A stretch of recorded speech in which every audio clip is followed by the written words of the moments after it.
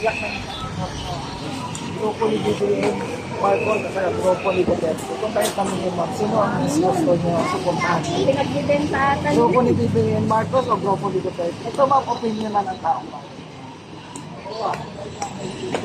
Huwag kayong mahiya ma'am kasi karapatan natin ito sa Bill of Rights Ay, natin. sorry. May karapatan tayo, mamimili kung sino gusto natin. So, sino napili mo ma'am? Sino nasa puso? Ano po, yung kay Duterte. Yahoo! Yahoo! Sino? Bravo! Grupo na ni Duterte ang gusto ni ma'am. Taga Davao po kayo ma'am. Salamat mo ma'am.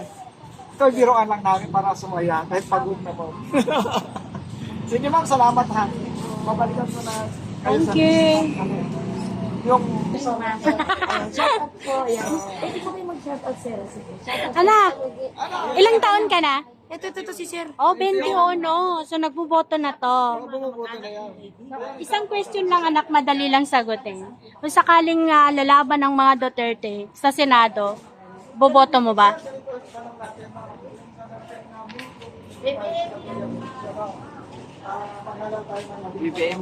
Oh, BBM daw siya. BBM. Makamarko si Ana. Sige. Thank you. Dapat diretso. BBM. Ganon. Oh, grupo ni Duterte. Duterte daw si Sir. Duterte si Sir. Ano pong nakita niyo, Sir? Bakit Duterte po yung napili niyo? Taga Davao siya eh.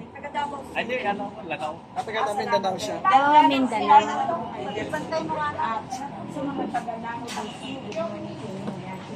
Thank you. Sige po, laban. Thank you, Sir. Private naman yan, hindi naman Wow, salamin, salamin. Dito ako nung bumili ng salamin ko, guys. Hello mga magandang araw po. Pwede kayong restore po. Kakandak lang kami ng kalisa para sa midterm election natin. Maghalal tayo ng senador at yak na yung grupo ni Marcos at saka grupo ni Duterte.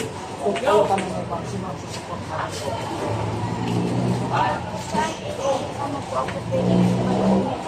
Hindi ma'am, opinion lang naman to ma'am. Opinion ng taong bayan, hindi pagpapahinga. Ano po? Hindi ko makakaya sabihin kung sino sa kanila. Hirap naman po magsalita kung sino pipili. Meron na kasi ma'am, iba kasi parang tayong freedom of expression sa Bill of Rights natin. Wala naman pang personalan. Opinion lang ito ng taong bayan.